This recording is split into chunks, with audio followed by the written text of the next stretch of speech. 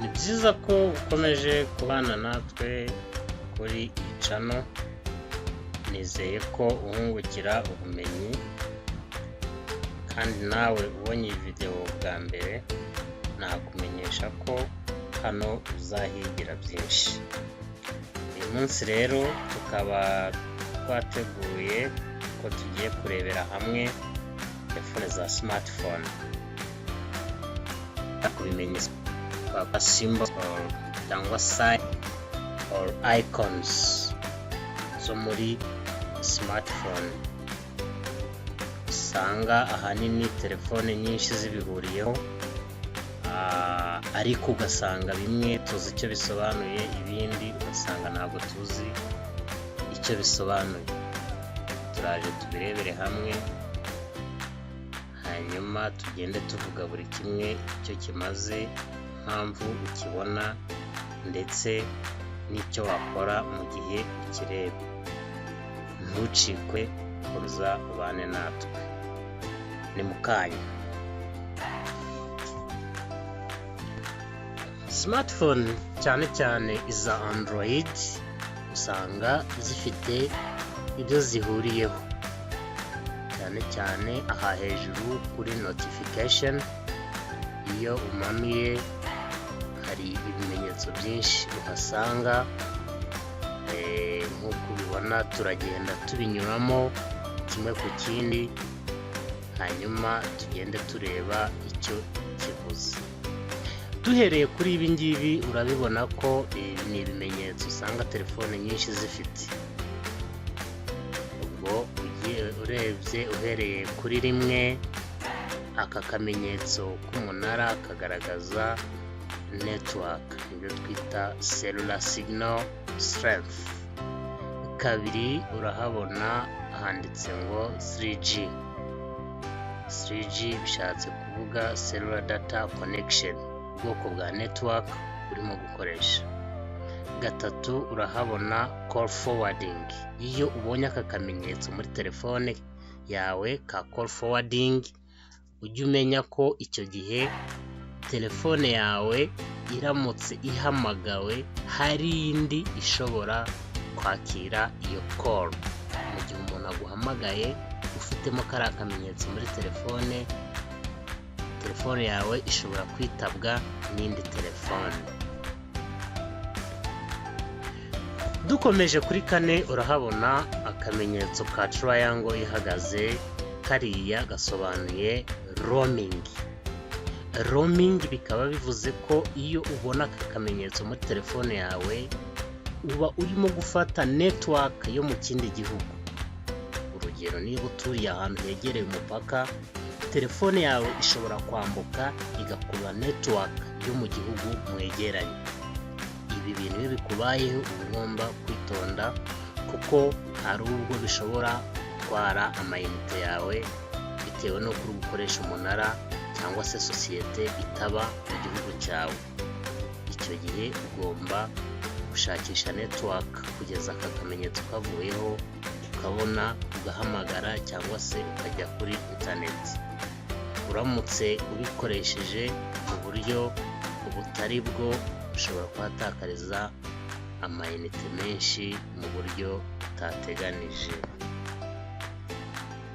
Dukomeje kuri gatanu, aka kamenyetso ka gatanu gasobanuye Wi-Fi connection. Aka abenshi turakazi, niyo turi gukoresha connection ya Wi-Fi cyangwa se wireless, tutarimo gukoresha iva kuri simukadi yacu. Ubwo iyo ukabonye ugomba kumenya ko urimo gukoresha network ya Wi-Fi, bikaba byiza ko uhita ufunga data connection cyangwa se ya connection iva kuri simukadi, kuko iyo bifunguye byombi bimara iyo data zifunguye ndetse uri no kuri wifi, bituma telefone yawe ikoresha umuriro mwinshi cyane, bityo batiri ikaba yashira vuba, kandi urumva ko byombi ntabwo ari ngombwa ko bikorera icyarimwe. Dukomeje kuri gatandatu urahabona akamenyetso ka Bluetooth. akaba ari uburyo telefone zishobora gukorana cyangwa se n'izindi device nyinshi zigira Bluetooth. Ni uburyo bwa connection aho telefone yawe ishobora guhuzwa n'ibindi bikoresho bifite iyi technology nka ekuteri, speaker, machine n'ibindi byinshi cyane. Bluetooth rero nayo kimwe n'izindi connection nayo iri umuriro cyane, akaba ariyo mpamvu iyo ifunguye kandi utarimo kuyikoresha utayikeneye muri ako kanya biba atari byiza. Icyiza ni uko yahora ifunze ukayifungura ari uko ugiye kuyikorera kuko nayo ikenera umuriro mwinshi cyane. Dukomeje ku kamenyetso ka 7, hano bisobanuye phone profile. Phone profile akaba ari uburyo telefone yawe irimo muri ako kanya, niba se baguhamagaye iri busone cyangwa se ikavibratinga gusa cyangwa se iri silent, nicyo bita phone profile. Aka rero ubona iyo kariho hariya hejuru biba bisobanuye ko telefone yawe iri muri vibrator. Icyo gihe nibaguhamagara telefone yawe iraza vibratinga, ntabwo iba iri busone. Iyo iri busone ndaza kukwereka akamenyetso kaba kariho ko dukomeza ku bindi biri imbere byinshi. Ariko nkaba ntabura kukwibutsa yuko niba ugiye mu nama cyangwa se ahantu udashaka ko telefone isakuriza abo muri kumwe, wa makinga sure ko aka kamenyetso ariko kari kugaragara hejuru hariya. Uburyo bwihuse bwo kubikora ni ugukanda ku kanyenyeri ugatinzaho nk'amasegonda 3, bihita byikora udaciye mu zindi nzira. Ibyo ariko bikaba bikora ku dutelefone dutoya tumwe nyine dufite amatushi, mu gihe kuri smartphone iyo ukanze kuri volume igihe kirekire irabanza ikajya muri vibration, nyuma ya vibration ikajya muri silence, ari byo ikunda kukwereka ngo don't disturb me. Iyo telefone igeze muri don't disturb me, icyo gihe ibiri muri silent, itari busakuze mu gihe bayihamagaye. Reka dukomeze ku kimenyetso cya 8. Ikimenyetso cya 8 kiravuga ngo ni input language and method. Ahangaha ukubonamo inyuguti ya NU, bishatse kuvuga ko telefone yawe iri gukoresha keyboard iri muri English. Mu gihe waba wahinduye ururimi cyangwa se keyboard yawe iregeye ko uhindagura indimi uko bishatse, akaba ari akamenyetso kakwereka ururimi icyo gihe urimo gukoresha muri ako kanya. Akamenyetso ka 9 karatwereka battery akaba ari aho turebera aho umuriro ugeze. Hari telefone zerekana percentage, hari n'izerekana kuriya gusa, uretse ko ushobora kubyiyongereraho mu gihe telefone yawe bidahari. Birafasha kuko kureba gutya gusa ntabwo wapfa kugereranya ngo umenye ngo mfitemo umuriro wa kangahe. Biba byiza iyo ubiregeye uciye muri setting, battery setting, ukemeza ko ikwereka percentage. Akamenyetso ka nyuma kuri ishusho yacu ni aka 10 katwereka clock ni isaha tuba turiho muri ako kanya. Dukomeje n'ibindi bimenyetso nk'uko ubibona, iyi roaming twari twayivuzeho mu gice cyabanje. Nakubwiye yuko ari uburyo telefone iba irimo gukoresha network yo hanze y'igihugu. Hanyuma akamenyetso gakurikiyeho hasi kariya, iyo ukabona muri telefone yawe bakubwira ngo ni unknown sim card. Unknown sim card akaba ari sim card itemerewe gukoreshwa muri iyo telefone. Wibuke ko hari igihe ushobora kuzana sim card ivuye hanze ikaba itahita ikora muri telefone zina. Icyo kimwe n'uko ushobora kuzana telefone ivuye hanze cyangwa se yakozwe na company runaka ntiyemerere ko izindi sim card zijyamo uretse iyo bahisemo. Icyo gihe rero iyo ubona harimo simukadi ariko hariho kariya kamenyetso, biba bivuze ko simukadi urimo gukoresha itemewe cyangwa se idashobora gukorana n'iyo telefone.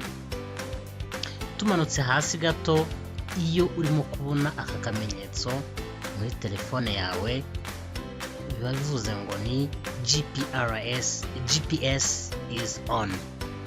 Nakwibutsa ko GPS ari uburyo telefone yawe ikurura ikaba yamenya aho uherereye.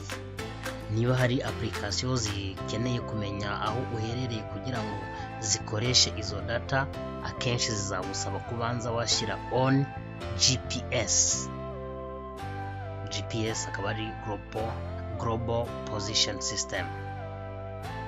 Hasi gato hakaba ari location services off. Iyo GPS yavuyeho ni kariya kamenyetso kaza mu gihe wayifunze n'igihe wayifunguye, ni kuriya bigenda. Akamenyetso gakurikiyeho hasi ni uploading. Aka kamenyetso kakaba kaza muri telefone iyo hari ibintu birimo kuva kuri telefone yawe bijya kuri internet, bya uploading akaba ari opposite cyangwa se ikinyuranyo cya downloading. Dukomeje hejuru iburyo turahabona handitse airplane mode is activated. Ubu buryo bwa airplane mode akaba ari igihe telefone yawe wakuyeho icyitwa connection cyose, habe bluetooth, wireless, data connection n'izindi nzira zose telefone yawe ishobora gukoresha yiconnectinga kuri internet cyangwa se ku bindi bikoresho biri aho ngaho. Akaba ari bwo abantu benshi bakunda kwita ngo telefone iri mu kadege, akaba bitwa airplane mode cyangwa se flight mode. Iyo telefone yawe imeze uku nguku, nta kindi kintu iba ishobora gukora kijyanye na connection cyangwa network. Ubwo uramutse ukabonyemo ushobora kumenya ko telefone itari bubashe kugira connection n'ikindi gikoresho na kimwe. Hasi hakaba hari simukadi ariko ikaza mu ibara ry'umutuku iciyeho n'agasaro, bivuze ngo no simukadi. Hari igihe ushobora kuba washyizemo simukadi nabi mu buryo butari bwo, cyangwa simukadi washyizemo itagikora yararangiye. Icyo gihe uzajya ubona aka kamenyetso kakwereka ko telefone nta simukadi irimo kubona, kuko ushobora kureba impamvu ibi bintu birimo kuba. Now when location service is on, uzajya ubona kano kamenyetso igihe hari application ziri gukoresha location yawe. Ubwo habaye hari nk'umuntu uri kuguhakinga cyangwa se application runaka irimo gushaka gukurura neza aho uri, uzabona aka kamenyetso. Ubwo icyo gihe ushobora kwibwiriza ukamenya icyo gukora. Nibutse ko iyi location na GPS byose kimwe na bluetooth nabyo bitwara umuriro mwinshi kuri telefone yawe. Akamenyetso gakurikiyeho ni downloading. Ahangaha bikaba byerekana yuko hari ibintu uri guhura kuri internet biza kuri telefone yawe. Uramutse wabikoze utabishaka, uzihutire guhagarika kuko nk'uko ubizi download itwara data nyinshi cyane. Dukomeje n'ikimenyetso gikurikiyeho, iki kiriho download iteyeho V. Birumvikana bivuze ko download successful. Igihe ikintu downloadingaga cyarangiye, uku nguku biba bigaragara. Dukomereje kuri connectivity icons. Izi akaba ari icons zerekana connectivity, uburyo telefone iri connected. Inyinshi muri zo twari twazibonye mu gice cyabanje, ariko hano harimo inshyashya tugomba kwiga. Iya mbere ni sensing. iyi ngiyi ikaba isobanuye yuko telefone yawe iri connected ku yindi service, aho ishobora kuba iri kohereza data cyangwa se iri kuzakira icyarimwe. Kuvuga niba iri kuyapdatinga cyangwa se niba hari ikura contact online, urabizi hari igihe umuntu savinga contact kuri email, mu gihe irimo gukurura ibyo ngibyo nayo hari ibyo yohereza, babyita syncing. Hari n'igihe ishobora kuba iri gushakisha ngo irebe niba hari email nshyashya wakiriye. Mbese ibintu byose bijyanye no kuba iri connected kuri server runaka, iri kohereza information cyangwa se yo iri kuzikurayo, babyita syncing. Dukomereje kuri mobile hotspot. Iyi mobile hotspot akaba ari uburyo telefone yawe itanga wireless ku zindi telefone cyangwa se machine. Mbese icyo gihe ikaba iri gukora akazi nka router, aho ibindi bintu byose bifata wireless bishobora kuyikomoraho connection. Icyo gihe akaba ariyo itanga connection biturutse kuri sim card yayo, kuri network yayo irimo gukoresha ya sim card, hanyuma abandi bakaba bashobora kuyikoresha.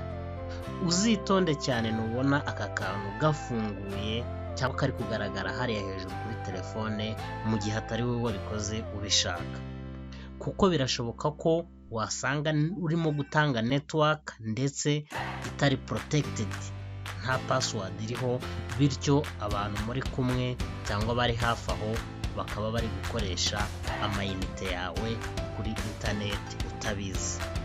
Ujye ubigenzura, nubibona wihutire kugahagarika uciye hariya kuri notification, aho umanura ugakandaho rimwe, ubwo ukaba wirayihagaritse. Mwibutse kandi ko nanone iyi nayo imara umuriro cyane, nubwo waba wayishyizeho ubishaka, igihe utakiri kuyikoresha jya wihutira kuyikuraho, kuko ni imwe muri service zitwara umuriro mwinshi muri telefone. Akurikiyeho Bluetooth, ariko twari twayivuzeho, ndumva nta bintu byinshi twagaruka kuri Bluetooth, uretse kumenya ko ari connection telefone yawe ikoresha, ku buryo ishobora kohererezanya ibintu hamwe n'izindi telefone ziri hafi aho, kuko igira range cyangwa se ahantu itarenga. Reka dukomeze n'iyi ikurikiyeho ariyo yitwa NFC. NFC akaba mu magambo arambuye bisobanuye ngo ni near field communication. Iyi near field communication akaba ari tekinoloji nshyashya, aho telefone ziyifite zibasha kuba nazo zakohererezanya ibintu. Ubundi bavuga ko near field communication technology allows users to make secure transaction, exchange digital content, and connect electronic devices with touch. NFC can also be used to quickly connect with wireless devices and transfer data with Android Beam. Ikindi kuri telefone zifite technology ya wireless charging, iyi service naho irakoreshwa, aho ushobora gucharginga telefone utayicometseho umugozi, yo bwa wireless. Iyi tukaba tuzayivugaho birambuye muri poste yacu y'ubutaha. Reka dukomereze kuri aka kamenyetso ka écouteur cyangwa se headset. Headset with microphone is connected. Nubona aka kamenyetso bazaba kakubwira yuko kuri telefone yawe hacometseho écouteur ndetse zifite na microphone, bivuze ko zishobora kohereza amajwi.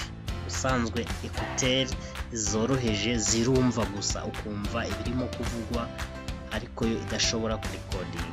Iyo rero kwereka aka kamenyetso bivuze ko iyo ekuteri icometseho ifite n'ubushobozi bwo kuba yakohereza nayo amajwi, ifite microphone.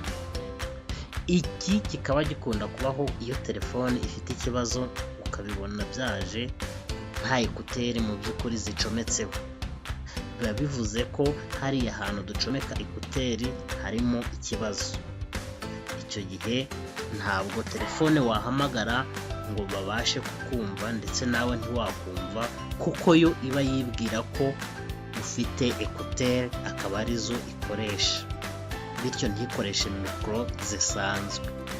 Icyo gihe wakwegera umutekinisiye akareba neza, hari ubwo usanga harimo ikintu cyatumye icyo kibazo kiba, nko kuba telefone yagiyemo amazi cyangwa ububobere bushobora gutuma habamo short circuit, ndetse hari n'igihe usanga utwuma tumwe dufata kuri umutwe wa ekutere twafatanye, bityo igakomeza yibesha ko ufiteho ekuteri. Dukomeje n'ibimenyetso bigaragara kuri telefone zacu, turaza kubona hano iki kivuga ngo problem with signing or since. Nakubwiye ko since ari uburyo telefone iba ifite ibyo iri gukurura cyangwa se irimo kohereza. Iyo bitagenze neza ni uko nguko ubona bimeze. Hanyuma aka kamenyetso gakurikiyeho kaba kavuga ngo USB connection. USB akaba ari wa mugozi ucaginga telefone ariko udafatanye na kiriya cyo hasi ducomeka ku muriro. Iyo rero urimo gucaginga telefone yawe uri gukoresha ikindi kintu kitari charger, uzabonamo iki kimenyetso hejuru kuri telefone. Urugero, iyo wayicometse kuri computer ubona ko aka kamenyetso kaba kagaragara. Icyo gihe telefone iba ishobora gukorana na computer mu koherezanya ibintu, cyangwa se ikaba yacaginga gusa. Iyo ukozeho kuri kariya kamenyetso, telefone iguha amahitamo, aho uhitamo icyo ushaka gukora, gucaginga gusa cyangwa se kuyikoresha nk'aho ibintu biri muri telefone bishobora kugaragarira muri mashine, cyangwa se ibyo muri mashine nabyo ukaba wabyohereza kuri telefone. Nidukomeza hepfo ni bluetooth nk'ibisanzwe, hanyuma hepfo gato uraza kuhabona handitse headset connected. Iyi nicyo kimwe na headset twabonye, uretse ko ahangaha ho zidafite microphone. Izi headset ziba zigaragara kuri telefone, ntabwo ziba zishobora kohereza amajwi. Ikimenyetso gikurikiyeho ni driving mode is on. Ibi bikaba bidakunda kuba muri telefone za Android, bikaba bikunda kuba kuri iPhone, aho telefone iyo iri muri iyi mode iba hari ibintu byinshi itemerewe gukora, bitewe n'uko iba irimo kubona yuko utwaye imodoka, bityo ntabwo uba wemerewe kuyikoresha ku bintu bimwe na bimwe. Reka tuvuge no ku bintu bijyanye na email. Uko ubizi, telefone ya smartphone ishobora kohereza email ikanazakira, icyo kimwe n'uko bikorwa kuri mashini. Aka kamenyetso ka mbere rero ubona aha kazaba kakubwira ko hari email wakiriye utarasoma. Akaba ari byiza ko uyisoma kugira ngo kabashe kuvaho. Aka kabiri karakubwira yuko wakiriye message. Iyi message isanzwe dukunda kwita SMS. Hanyuma aka gatatu kakaba kavuga yuko message wohereje itabashije kugera aho washakaga ko igera. Bivuze ngo ntabwo uwo wayandikiye yabashije kuyakira bitewe n'ikibazo runaka. Bitewe n'ubwoko bwa telefone ufite kandi ibimenyetso tumaze kubona bishobora kuza bigaragara muri iyi shusho. Ikiyongereyeho ni uko aka ngaka ko hagati kavuze new voicemail. voicemail akaba ari uburyo umuntu ashobora kugutelefona yasanga telefone yawe izimije cyangwa utabashije kuyitaba, akavuga ibyo yashakaga kukubwira agasiga abyohereje. Hanyuma icyo gihe iyo ufunguye telefone yawe wumva bwa butumwa yashakaga kuguha, ukaba wamusubiza cyangwa se ukaboneraho nawe ukamuhamagara. Nibyo bita voicemail. Iki kimenyetso gikurikiyeho kibona gifite ishusho y'isaha kiba kivuze ko hari alarm. Alarm akaba ari igihe telefone yawe ishobora kukwibutsa bitewe n'igihe wahisemo igasona, wenda se nko kukubyutsa cyangwa kukwibutsa gahunda runaka ufite mu gihe udashaka ko wayibagirwa. Akaba ari akantu k'ingenzi cyane umuntu yakoresha mu gihe akunda kwibagirwa ibyo yari yateganije. Dukomeje hasi hari battery icons. Iyo battery igaragaza kuriya biba bivuze ko yuzuye, hanyuma byaba bigaragara muri ubu buryo low battery bikaba bivuze yuko umuriro uri hafi gushiramo, bityo akaba ari ikimenyetso cyo ugomba kongera ukayicomeka. Ahangaha ho biba bigaragaza yuko telefone yawe irimo kwinjiza umuriro, charging battery. Mu gihe hanyuma empty battery ari warning cyangwa se ikimenyetso kikubwira yuko battery igiye gushyiramo umuriro. Nkwibutse yuko bishoboka ko telefone yawe yashiramo umuriro burundu, bityo kongera kwinjizamo undi bikakugora. Iyo telefone yerekanye gutya utari hafi ya charger, ibyiza nuko uhita ukuraho network ukayishyira muri airplane mode, kuko birinda telefone gukomeza gukoresha battery. Hanyuma iyo telefone iri kukwereka aka kamenyetso ibikubwira ko hari ibintu bitabashije kugaragara hariya kuri notification screen. Notification akaba ari igice cyo hejuru tumanura kugira ngo turebe ibyabaye. Iyo hari aka kamenyetso haba hari byinshi umenyeshwa ariko byabuze umwanya, bityo iyo ukanzeho nabyo bibasha kugaragara. Mu by'ukuri ibintu biba kuri screen za telefone yacu ni byinshi cyane. Kuri uyu munsi twavuze kuri bimwe mu bigaragara kuri notification bar, ariho ahangaha turebera iby'ibanze. Gusa hari byinshi cyane ntabwo twabivuga muri video imwe ngo tubirangize. Nkaba ngusezeranya ko ubutaha tuzakomereza aho twari tugeze n'igice cya kabiri. Ibi ni bike twavuze, ndetse ndahamya ko bitageze no kuri 20% y'ibyo twakabaye tumenya kuri telefone. Gumana natwe ukore subscribe ku buryo uzahita ubimenya tukimara gushyiraho indi video, kuko ndacyakusanya bimwe mu bintu bigaragara kuri telefone kandi by'ingenzi tuba tutitaho cyangwa tudakunda gukoresha. Thanks for watching. Stay with us.